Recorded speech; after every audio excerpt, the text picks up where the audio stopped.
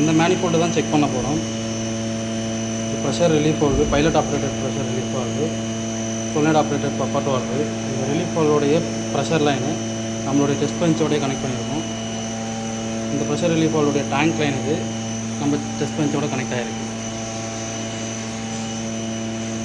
இந்த valve normally open வால்.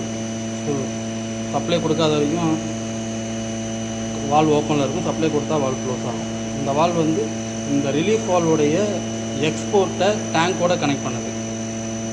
இப்போ நான் சப்ளை கொடுக்கல, ஸோ அதனால் இப்போ இந்த ரிலீஃப் வால்வுடைய எக்ஸ்போர்ட்டும் டேங்க் போர்ட்டும் கனெக்டில் இருக்கும். ஸோ அதனால் நமக்கு ப்ரெஷர் பில்ட் ஆகாது.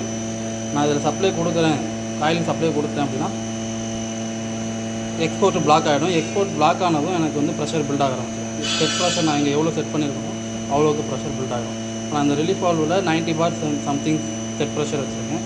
ஸோ நான் சப்ளை கொடுக்கக்குள்ள 90 பார் பில்ட் ஆகுதான்றதை நம்ம இப்போ செக் பண்ண போகிறோம். இப்போ வால்வ் ஆன் பண்ணி பார்க்கலாம் ப்ரெஷர் பில்ட் ஆகுதான்றது. வால்வ் ஆன் பண்ணிட்டோம். ப்ரெஷர் கேஸில் 90 பார் கிடைக்கும் தெரியுது.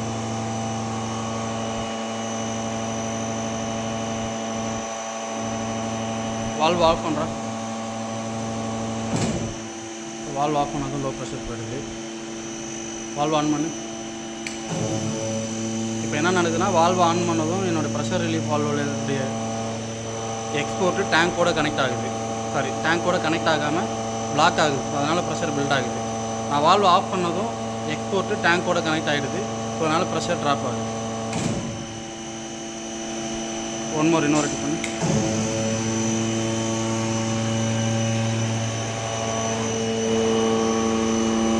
நம்ம எங்கே லீக் டெஸ்ட் ஏதாவது இருக்கான்றதையும் செக் பண்ணிக்கலாம். எங்கேயும் லீக்கும் இல்லை, ஆப்ரேஷனும் கரெக்டாக தான் நடக்குது. So okay.